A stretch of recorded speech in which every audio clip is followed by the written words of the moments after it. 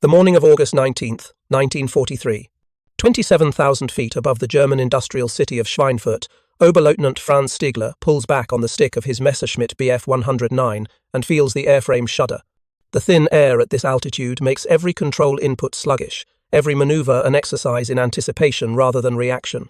Below him, a formation of American B-17 Flying Fortresses drones eastward, their contrails streaking white against the dark earth. Stigler has flown 174 combat missions. He knows the mathematics of air combat as intimately as a pianist knows scales. Altitude equals energy. Energy equals options. The pilot who controls the vertical dimension controls the fight. This is doctrine. This is physics. This is survival. Then he sees them. 4 aircraft climbed toward his position from below. Twin-boomed silhouettes, unmistakably American. Twin-engine fighters, the type his. Intelligence officers have mentioned in briefings with dismissive shrugs. Heavy machines, reconnaissance platforms, perhaps light bombers. Nothing a properly positioned Bf 109 need concern itself with. Stigler checks his altitude advantage. 3,000 feet, textbook positioning. He rolls into a shallow dive to build speed, preparing for a slashing attack that will send these lumbering machines scattering. What happens next will fundamentally alter his understanding of what is possible in the air. The lead American aircraft, a Lockheed P-38 Lightning, does not break formation, does not attempt evasive maneuvers, does not dive away to build speed or turn to present a defensive profile. It climbs. Not gradually. Not struggling against the thin air and the tyranny of gravity that governs every other aircraft Stigler has encountered. It climbs at an angle so steep it appears almost vertical, 3,300 feet per minute. In 40 seconds, Stigler's altitude advantage evaporates. In 60 seconds, the American is above him, rolling inverted, converting that impossible climb into a diving attack with all the accumulated energy Stigler thought belonged exclusively to him. If you're enjoying this deep dive into the story, hit the subscribe button and let us know in the comments from where in the world you are watching from today. This is the story of how a radical American aircraft design shattered the Luftwaffe's fundamental assumptions about air combat and how German pilots, among the most skilled and experienced in the world, confronted a machine that operated according to principles they had been taught were impossible. To understand the psychological impact of that August morning, we must first understand the world. Franz Stigler inhabited a world where German technical superiority was not propaganda, but lived experience. September 1st, 1939. When German forces cross into Poland, the Luftwaffe fields approximately 4,000 combat aircraft. The Messerschmitt Bf 109E, the Emil variant, represents the culmination of nearly a decade of focused development. Its Daimler-Benz DB601 engine produces 1,175 horsepower. It can reach speeds of 354 miles per hour. At low to medium altitudes, it can climb at nearly 3,000 feet per minute. More importantly, it works. The Spanish Civil War provided a proving ground where German engineers refined the design under combat conditions. By the time war comes to Europe, Luftwaffe pilots fly a mature, debugged weapons system, supported by comprehensive tactical doctrine. The results speak with brutal clarity. Poland falls in 5 weeks. The Luftwaffe achieves air superiority so complete that German ground forces operate with near impunity. France, possessing more tanks and a larger army than Germany, collapses in 6 weeks in large part because the Luftwaffe destroys French command and control, interdicts reinforcements, and breaks the coherence of defensive operations. Even against the Royal Air Force flying the excellent Supermarine Spitfire, German pilots hold their own. The Battle of Britain becomes a near-run thing, decided not by technical inferiority, but by operational and strategic factors. By 1941, the Luftwaffe had established a clear hierarchy of capability. The Bf 109 is the standard against which all other fighters are measured. When the Gustav variant, the G-series, enters service in 1942, it represents an incremental improvement of an already superior design. More power, better armament, refined aerodynamics. German pilots have every reason for confidence. They have fought the best Britain can field and survived. They encountered Soviet fighters by the thousands and found them wanting. American aircraft, when they appear, seem laughable by comparison. The Curtiss P-40 Warhawk, decent enough at low altitude, helpless above 15,000 feet where its Allison engine loses power dramatically. The Bell P-39 Aerocobra, an experimental configuration with the engine mounted behind the pilot, creating vicious spin characteristics that kill American pilots faster than enemy fire. These aircraft arrive in Soviet hands through Lend-Lease, and Soviet pilots quickly learn to avoid combat above medium altitude. The Americans, it seems, have numbers but lack sophistication. This belief extends beyond individual aircraft. to encompass broader assumptions about American industry and design philosophy. German engineering culture prizes precision, refinement, incremental improvement of proven concepts. The Bf-109 goes through dozens of variants, each carefully optimized. The Focke-Wulf FAR 190, when it appears in 1941, represents a parallel development, a radial engine design that complements rather than replaces the Messerschmitt. American design philosophy appears chaotic by comparison. Multiple competing designs, corporate rivalry, no clear central doctrine. The Americans seem to throw concepts at the wall to see what sticks. One of those concepts, in development since 1937, is the P-38 Lightning, Burbank, California. June 1937. The United States Army Air Corps issues Circular Proposal X608, a specification for a high-altitude interceptor. The requirements border on fantasy. Reach 20,000 feet in 6 minutes, achieve 400 miles per hour, carry heavy armament, and maintain enough fuel for extended operations. Every major American aviation company examines the specifications and reaches the same conclusion: impossible. The requirements contradict each other at a fundamental level. High speed demands low weight and minimal drag. Range demands fuel capacity, which means weight. High altitude performance demands turbochargers, which add complexity, weight, and drag. Heavy armament adds more weight. Choose 2, perhaps 3 of these requirements, not all of them. At Lockheed's Burbank facility, a 33-year-old engineer named Clarence Leonard Johnson, universally known as Kelly, approaches the problem differently. Johnson has a reputation for unorthodox solutions. He does not begin with existing fighter designs and attempts to optimize them. He begins with the requirements and asks, what would an aircraft look like if we designed it from first principles to meet these specifications? The answer: nothing like any fighter anyone has built before. Johnson's insight is elegant and radical. Use 2 engines.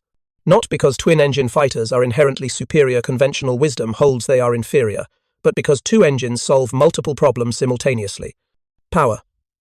2 Allison V17 10 engines provide 2,600 horsepower combined later. Variants will push this to 3,200 horsepower. This is roughly double the power available to any single-engine fighter. Redundancy. Lose 1 engine. The aircraft remains controllable and can return to base. In single-engine fighters, engine failure over hostile territory means capture or death. Configuration. With engines mounted in separate booms, the central fuselage becomes available for fuel, armament, and the pilot. All weapons mount in the nose, 4 50 caliber machine guns and 1 20mm cannon, meaning all bullets travel parallel paths. No convergence issues, no need to adjust for different ballistic trajectories. Turbochargers. Each engine gets its own General Electric turbocharger, maintaining sea-level power output at altitude. This is technology the Germans will never successfully implement in their fighters, but the configuration creates its own challenges. Twin booms mean twin vertical stabilizers, the distinctive forked tail that would give the aircraft its German nickname. The central nacelle creates unusual aerodynamic characteristics. The long moment arm between engines and fuselage means engine-out handling requires careful design. Kelly Johnson's team spends 2 years solving these problems. January 27, 1939. Lieutenant Ben Kelsey takes the XP-38 prototype airborne for its first flight from March Field in California. The test is brief, less than 30 minutes, but reveals the aircraft's extraordinary performance. Kelsey reports handling characteristics unlike anything he has flown. The twin-engine configuration provides smooth, stable flight. The turbocharged Allisons deliver power without the harsh vibrations of radial engines. 2 weeks later, Kelsey attempts a transcontinental speed record flight. He makes it from California to Ohio in 7 hours and 2 minutes, an average speed of 350 miles per hour, faster than any fighter's maximum speed. Then, preparing to land at Wright Field, an error in cold weather fuel management causes both engines to quit. Kelsey belly lands the prototype on a golf course. The aircraft was destroyed. This could have ended the program. Instead, the Army ordered 13 pre-production aircraft for evaluation. The production version, designated YP-38, begins flight testing in 1940. Test pilots discover performance that seems to violate conventional fighter wisdom. Top speed, 413 miles per hour at 25,000 feet. Service ceiling, 39,000 feet. Rate of climb, 3,300 feet per minute at sea level, and critically climb rate barely degrades at altitude because the turbochargers maintain engine power. But there are problems. At high speed in a dive, the P-38 experiences compressibility effects. Transonic airflow over the wing creates shock waves that lock the controls. Several test pilots die attempting to recover from terminal velocity dives. The solution hydraulically boosted dive flaps will not arrive until later variants. The aircraft is expensive, $83,000 per unit compared to $55,000 for a P-47 Thunderbolt. It is complex. Maintenance crews must learn to service 2 engines, 2 turbochargers, 2 of everything. Production is slow. When Pearl Harbor exploded in American neutrality on December 7, 1941, the Army Air Forces possessed fewer than 100 P-38s. Most remain in the United States for training and evaluation. The first P-38s to see combat deploy to the Pacific, where they prove effective against Japanese fighters. The Lightning speed and firepower give American pilots an advantage over the more maneuverable but lightly armed Zero. In the hands of skilled pilots like Richard Bong and Thomas Maguire, the P-38 becomes a formidable weapon. But the Pacific is a sideshow compared to Europe. By 1943, the air war over Europe had reached a crisis point. The United States 8th Air Force is attempting to prove the doctrine of strategic daylight bombing, the theory that heavily armed bomber formations can penetrate enemy airspace in daylight, strike precision targets, and fight their way home without fighter escort.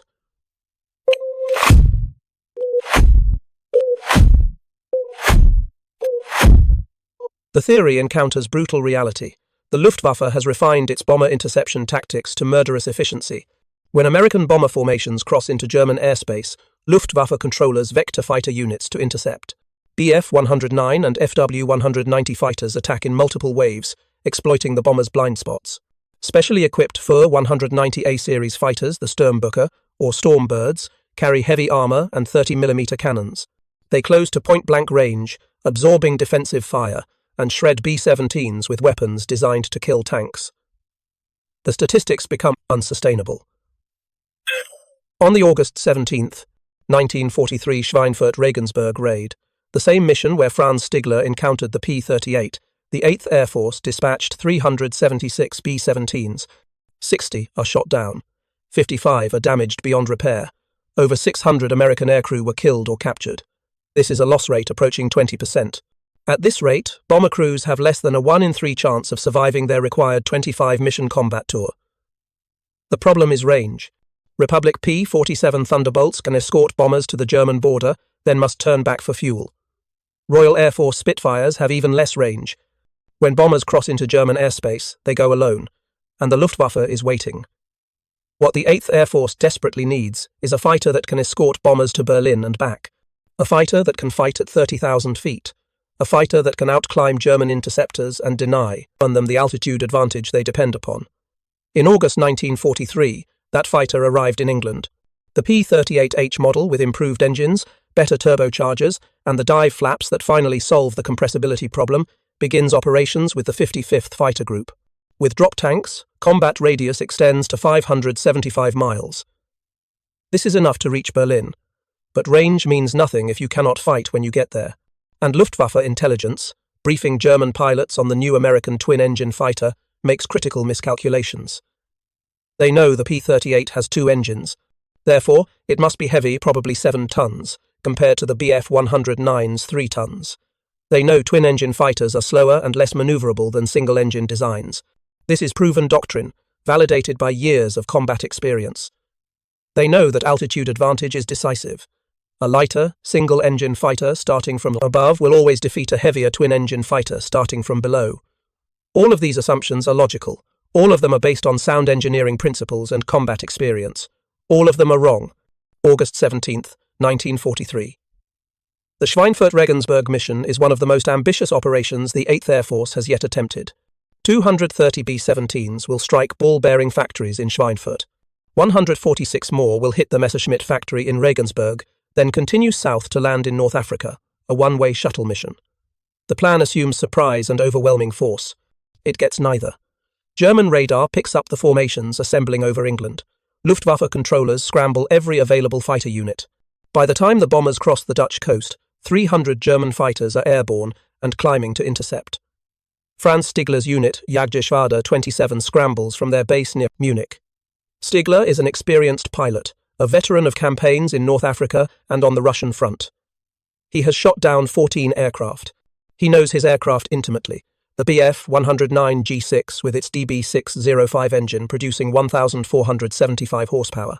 He knows its strengths: excellent climb rate at low to medium altitude, good acceleration, deadly accurate 20mm cannon and dual 13mm machine guns. He knows its limitations too. Above 25,000 feet, the mechanically supercharged DB-605 begins to lose power. Climb rate degrades. Turn performance suffers as controls become mushy in the thin air. Standard doctrine compensates for this. Gain altitude before the enemy arrives, then dive to attack with speed and energy accumulated from gravity. This gives single-engine fighters lighter, more responsive, decisive advantage over heavier aircraft. At 27,000 feet over Schweinfurt, Stigler spots the bomber formation.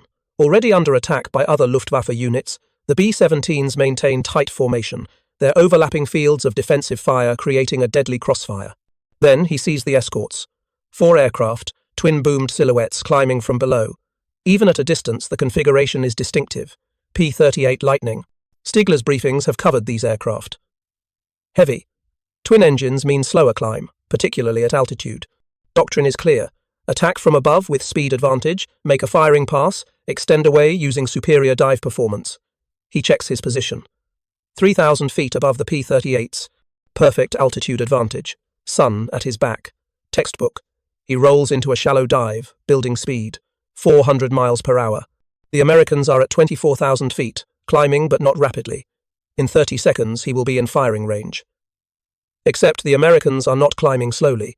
The lead, P-38 flown by First Lieutenant Virgil Smith of the 55th Fighter Group, sees Stigler's diving attack.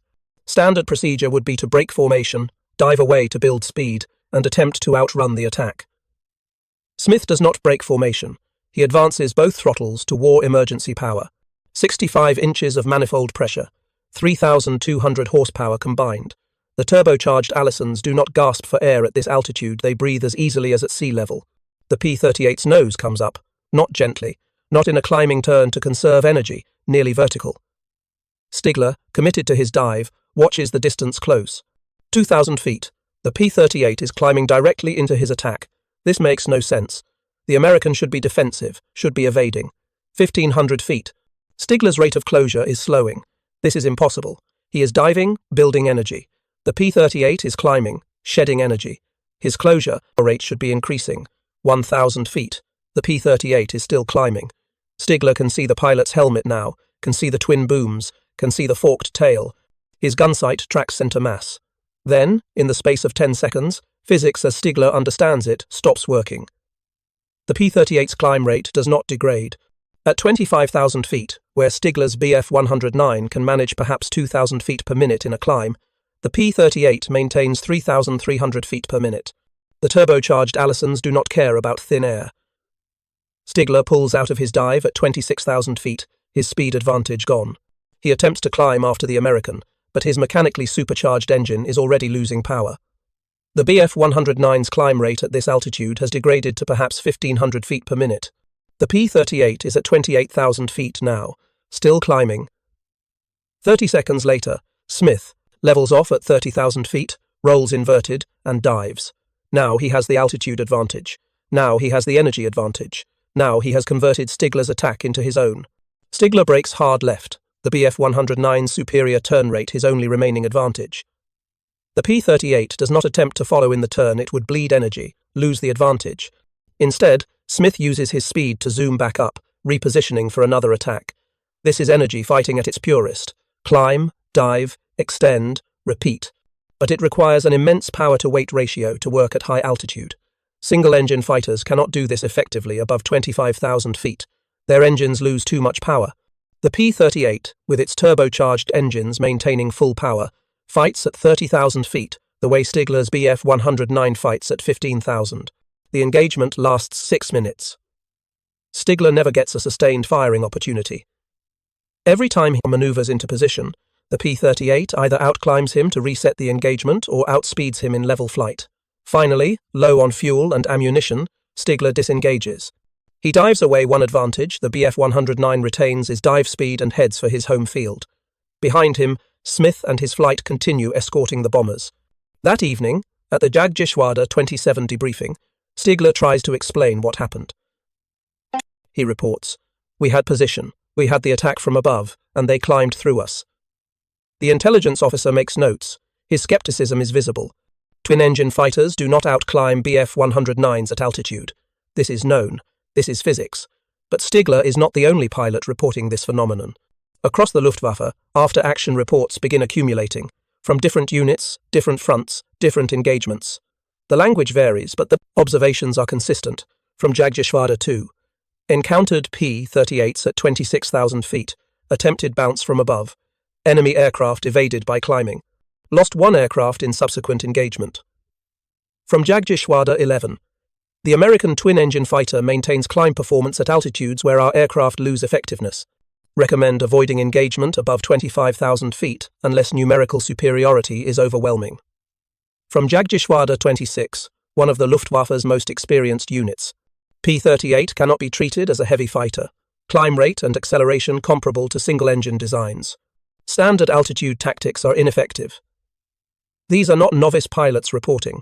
These are men with hundreds of hours of combat experience, men who have fought Spitfires and P-47s and every Soviet fighter type, men who understand air combat at an intuitive level, and they are all reporting the same thing. The rules that have changed. The psychological impact is profound. For 4 years, Luftwaffe doctrine has been built on specific assumptions about energy and altitude. Get above your enemy, dive to attack, extend away, climb back to altitude. Repeat. This works because most aircraft, German or Allied, follow predictable performance curves. Climb rate degrades at altitude. Engine power falls off. Physics applies equally to everyone. The P-38 breaks this equation. And for German pilots accustomed to technical superiority, this is more than a tactical problem. It is a psychological crisis. If you find this story engaging, please take a moment to subscribe and enable notifications. It helps us continue producing in-depth content like this. The Luftwaffe's response to the P-38 reveals the limitations of even excellent organizations when confronted with unexpected technological disruption. The German aviation industry and military leadership cannot simply dismiss the reports too. Many experienced pilots from too many different units are reporting the same phenomena. But accepting the reports means accepting that fundamental assumptions about fighter design are wrong. German engineering culture in the 1940s is built on precision and incremental improvement. The Daimler-Benz DB600 series engine evolves through multiple variants, each carefully optimized. The Messerschmitt Bf-109 undergoes dozens of modifications, each addressing specific performance issues. This approach works well for refining existing designs. It works poorly for paradigm shifts. The P-38 represents a paradigm shift. It is not an improved version of existing fighter philosophy. It is a different philosophy entirely, built around solving a specific problem long-range, high-altitude escort that German designers never prioritized, because the Luftwaffe never needed to escort bombers into heavily defended enemy airspace. German intelligence attempts to understand the P-38 by analyzing captured examples and studying reconnaissance photographs. What they see confirms that it is heavy, approximately 7 tons combat weight, compared to the Bf-109's 3 tons. What they cannot easily understand from external analysis is the turbocharger system. Turbochargers are not new technology. The principle using exhaust gases to drive a compressor that forces more air into the engine is well understood, but implementation is complex. The turbocharger must operate at extreme temperatures. It must maintain precise speed control. It must integrate seamlessly with engine management. American manufacturers, particularly General Electric, have spent years developing reliable turbocharger systems for aviation use. By 1943, the technology is mature. Each Allison V1710 in the P-38 gets its own General Electric Type B13 turbocharger, mounted in the tail boom behind the engine. This placement far from the pilot, with the tail boom acting as a long exhaust duct, helps manage heat. German attempts to develop equivalent systems for fighter engines consistently fail. The DB600 and Jumo 211 engines use mechanical superchargers, gear-driven compressors that boost pressure but consume engine power and lose effectiveness at high altitude.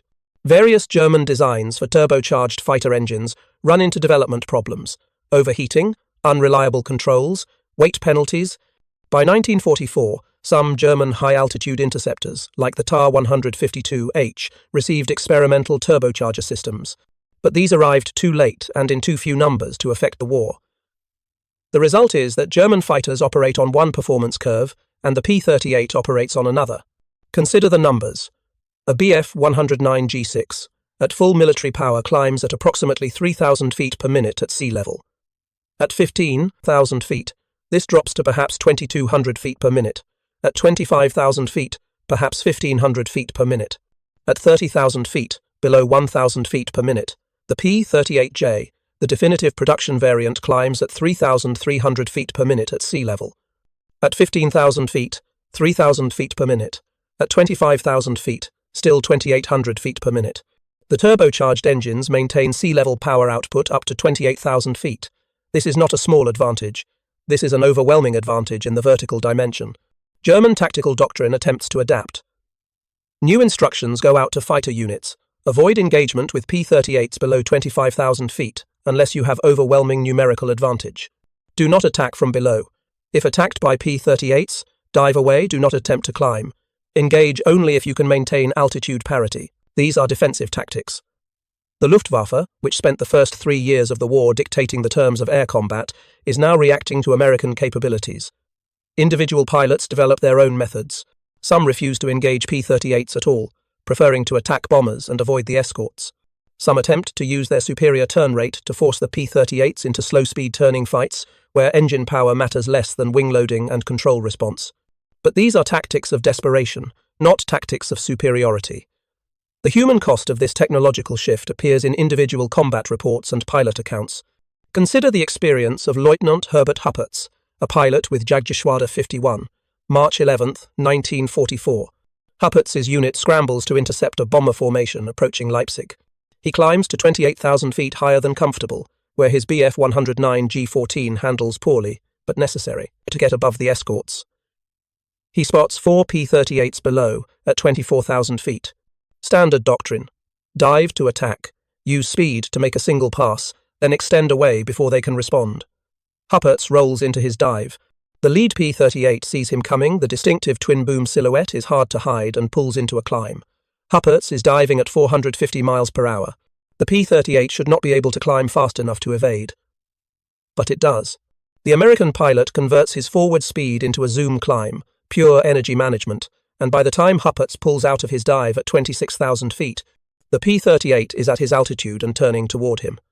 Huppertz attempts to climb back to altitude. His Bf-109 struggles. The engine is at full military power, but at this altitude it produces perhaps 1,000 horsepower, 30% less than at sea level. The P-38's turbocharged Allisons produce full power. The American pilot climbs easily, positions for a deflection shot. Huppertz realizes he cannot outclimb the American. He cannot outrun the American in level flight.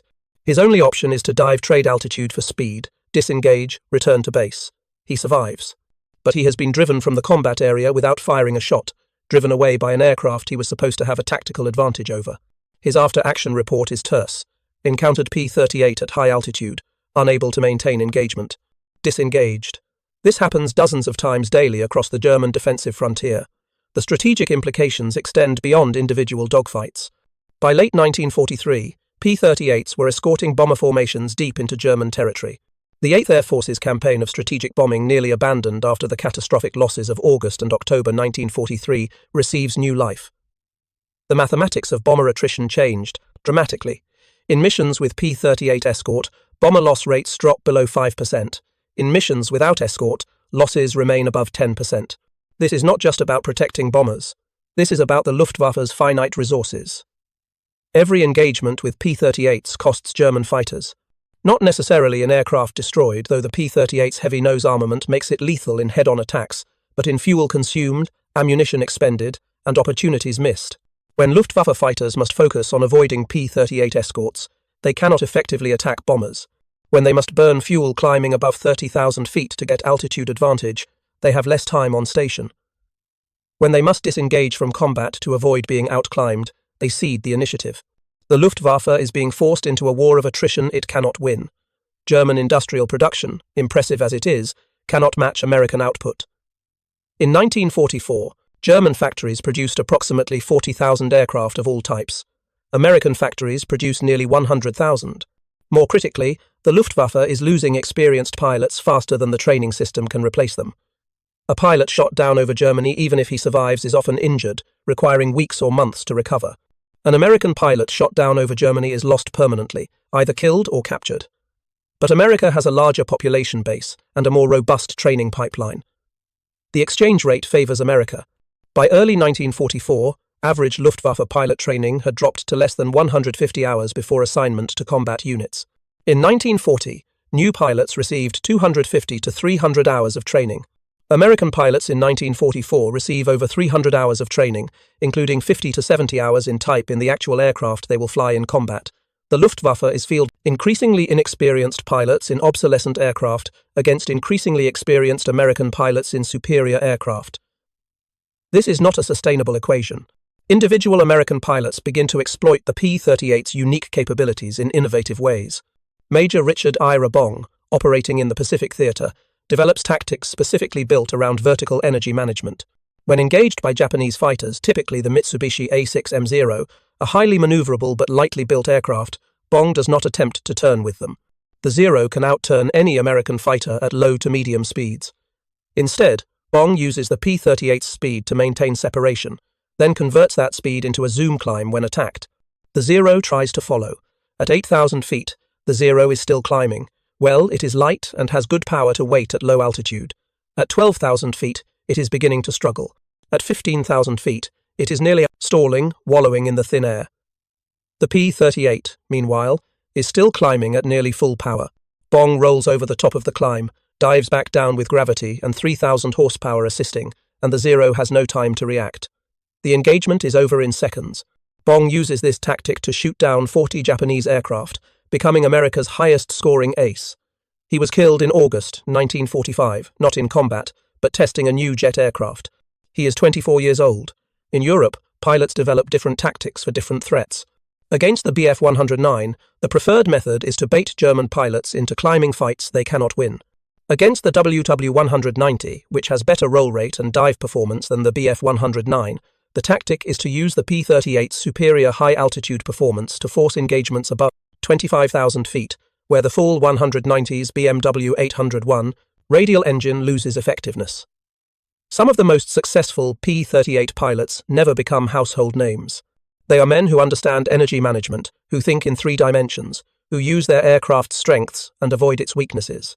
The P-38 is not invulnerable. It is large, easy to spot.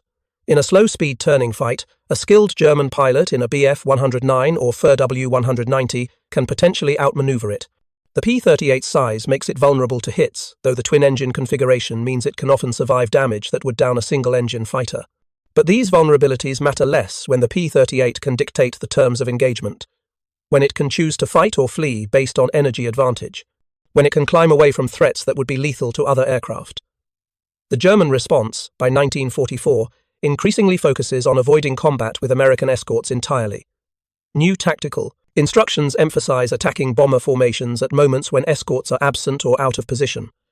This requires careful timing and intelligence about American flight routes and escort patterns. It also produces a psychological shift in German fighter units. The Luftwaffe, which began the war with aggressive, offensive doctrine, is now fighting defensively. Pilots are instructed to preserve their aircraft, to avoid unnecessary risks, to disengage rather than press attacks. This is rational from a resource preservation standpoint. Germany cannot afford to lose fighters and pilots at the rates of 1943, but it represents a fundamental concession. The initiative now belongs to the Americans. Some German pilots resist this shift. Aces like Walter Nowotny and Heinz Baer continue to engage Allied fighters aggressively, racking up impressive scores. But these men are exceptional, and their tactics, while individually successful, cannot be replicated across the entire fighter force. Nowotny, with 258 confirmed kills, was shot down and killed in November 1944. He is 23 years old. Baer, who survives the war with 220 kills, later reflects that the air war was lost not because German pilots lacked skill or courage, but because they were outnumbered and flying increasingly obsolescent aircraft against an enemy with unlimited resources. The P-38, in this context, becomes symbolic of a larger reality. American industrial and technical capacity has reached a point where it can field weapons systems that match or exceed German equivalents while producing them in vastly greater quantities. By mid-1944, the Luftwaffe's situation had become desperate. The invasion of Normandy on June 6 strains German resources further. Fighter units must divide their attention between defending against strategic bombing and supporting ground forces attempting to contain the Allied advance. P-38s, operating from bases in England and later from captured airfields in France, range across German-occupied territory. They escort bombers to targets deep in eastern Germany. They conduct fighter sweeps, actively hunting German fighters. They perform ground attack missions, strafing trains and vehicles. The versatility of the design, a consequence of its power and range, makes it difficult for German commanders to predict where P-38s will appear. A formation that seems to be escorting bombers might break off to attack an airfield. A fighter sweep might encounter German fighters climbing to intercept a different raid. Luftwaffe pilots learn to scan the sky continuously for the distinctive twin-boom silhouette. The German nickname for the aircraft, der Gabelschwanzteufel, the fork-tailed devil, reflects both fear and respect. It is a devil because it appears everywhere, because it cannot be predicted, because it breaks the rules of air combat. American pilots embrace the nickname. Some paint devil imagery on their aircraft. They understand that when your enemy gives your weapon a mythological name, you have won a psychological victory as significant as any tactical success. The final year of the war sees the Luftwaffe attempt several desperate technological responses. The Messerschmitt Me-262 jet fighter, capable of speeds approaching 550 miles per hour, enters service in July 1944. In theory, the jet's speed advantage should allow it to avoid or disengage from any propeller-driven fighter. In practice, the Me-262 has severe limitations. Its Jumo 004 turbojet engines are unreliable, with service lives measured in hours rather than hundreds of hours. The aircraft consumes fuel at prodigious rates, allowing only minutes of combat time. Pilots must slow down to attack bombers, making them vulnerable to escorts during the attack run. P-38 pilots quickly learn to avoid dogfighting with. Me-262s, the speed differential is too great, but to catch them during takeoff or landing, when the jets are slow and vulnerable. Several Me-262s are lost this way. The jet program, like many late-war German technological initiatives, arrives too late and in too few numbers. Approximately 1,400 Me-262s are built, but fewer than 300 see combat. Many are destroyed on the ground by Allied bombing. Others were abandoned when fuel supplies collapsed in early 1945. The P-38 continued flying missions until the end of the war in May 1945. The final tallies are impressive. Over 10,000 P-38s, built in all variants, more than 130,000 combat sorties flown in Europe alone, over 1,800 German aircraft destroyed in air-to-air combat in the European theatre. But statistics cannot fully capture the aircraft's impact. The P-38 changed how the air war was fought. It gave American bomber formations survivable deep penetration capability. It forced the Luftwaffe into defensive tactics. It shattered German assumptions about what was possible in fighter design. In the decades after the war, surviving German pilots offered reflections that reveal the lasting psychological impact of encountering the P-38. Franz Stiegler, the pilot from our opening encounter, emigrated to Canada after the war and worked as an aerospace engineer. In interviews late in his life, he spoke candidly about the experience of fighting against American aircraft. "We were told that American fighters were inferior," he said in a 1991 interview, and for a time, that was true. The early aircraft they sent, the P-39, the early P-40, were not competitive. But when the P-38 arrived, we realized that American engineering had taken a different path. They had not tried to make a better Messerschmitt. They had solved a different problem entirely. And once we understood that, we also understood that we could not win. Stiegler's words point to a broader truth about technological competition. Superiority is context-dependent.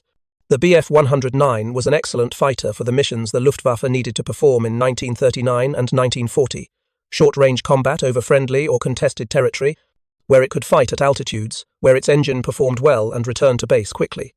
The P-38 was designed for a different mission, long-range escort at high altitude over enemy territory. It sacrificed some advantages of the Bf 109 lower wing, lighter weight, better turn rate at low altitude to gain advantages. The Bf 109 could not match. Range, high-altitude performance, redundancy, heavy firepower. When the two aircraft met in combat, the question was not which was, objectively better, but which was better suited to the specific circumstances of the engagement. At 30,000 feet over Germany, escorting bombers, the P-38's advantages mattered more than the Bf 109's. This is the nature of technological disruption. It changes which capabilities matter. The P-38's operational history extended beyond Europe and the Pacific. In the Mediterranean theatre, P-38s flew reconnaissance missions over heavily defended targets, using their speed and altitude capability to evade interception. The photo reconnaissance variant, designated 5, lacked armament but carried cameras in the nose. These aircraft produced critical intelligence about German defensive positions, troop movements, and industrial facilities. In North Africa, P-38s provided air cover for the Allied invasion and subsequent campaigns. The desert environment posed unique challenges. Sand and dust wreaked havoc on engines, but the twin-engine configuration provided safety margins single-engine fighters lacked. If one engine ingested sand and failed, the pilot could limp home on the other. In the China-Burma-India theatre, P-38s escorted transport aircraft over the Himalayan hump, the treacherous air route that supplied Chinese forces after the Japanese cut land access. The P-38's high-altitude performance made it well-suited to operations in the thin air over 20,000-foot mountain passes. Each theatre revealed different aspects of the design's versatility, but the fundamental characteristics remained constant: power, range, altitude performance, and the ability to climb at rates that opponents could not match. By war's end, the P-38 had accumulated a complex reputation. In the Pacific, it was widely respected, the preferred mount of America's top aces. In Europe, it had more mixed reviews. Some pilots loved it, others found it complex and temperamental, preferring the simpler P-47 Thunderbolt or the nimble P-51 Mustang. The European criticism had some validity. The P-38 was maintenance-intensive. Its complex turbocharger system required skilled mechanics. In the cold of high-altitude European combat, engines sometimes failed to start, or turbochargers froze. Pilots had to monitor two sets of instruments, manage two engines. But these were problems of complexity, not fundamental design flaws. And for the mission, it was designed to perform high-altitude escort. It had no equal until the P-51D Mustang arrived in numbers in mid-1944. The Mustang eventually replaced the P-38 as the primary long-range escort fighter in Europe. The Mustang was cheaper to produce, easier to maintain, and with its Packard-built Rolls-Royce Merlin engine, it matched the P-38's high-altitude performance. Being a single-engine design, it was lighter and more agile. But the Mustang's success does not diminish the P-38's impact. The P-38 proved that long-range escort was possible. It demonstrated that turbocharger technology could work reliably in combat. It forced German tactical doctrine to adapt. It bought time for other American designs to mature. In technological competition, being first to solve a problem matters, even if later solutions are more elegant. The legacy of the P-38 extends into post-war aviation development. Kelly Johnson, the aircraft's chief designer, went on to lead Lockheed's Skunk Works, the secretive division responsible for the U-2 spy plane, the SR-71 Blackbird, and the Phone 17 stealth fighter. The design philosophy evident in the P-38 solve difficult problems by questioning conventional assumptions became the Skunk Works' signature approach. The turbocharger technology refined in the P-38 influenced post-war aircraft development. Modern turbofan engines are distant descendants of the General Electric turbochargers, incorporating similar principles of exhaust-driven compression. The lessons of energy management learned by P-38 pilots informed fighter tactics for decades. The concept of using vertical maneuvers to control engagement geometry remains central to air combat doctrine. Modern fighter pilots train in tactics that would be immediately recognizable to Richard Bong or Virgil Smith. Use your energy advantages, avoid your opponent's strengths, control the vertical dimension. Perhaps the most profound legacy is psychological rather than technical. The P-38 demonstrated that technological superiority is not permanent, that assumptions based on past experience can become liabilities when circumstances change, that solving problems sometimes requires abandoning conventional wisdom entirely. For German pilots encountering the P-38 in 1943 and 1944, the experience was disorienting precisely because it violated their understanding of what was possible. They had internalized certain rules about air combat based on years of experience. The P-38 broke those rules. This is the pattern of technological disruption across all domains. New capabilities render old expertise less valuable. New paradigms replace old certainties. Organizations built around existing technology struggle to adapt. The Luftwaffe was not incompetent. Its pilots were skilled, its leaders experienced, its aircraft well designed for their intended purposes.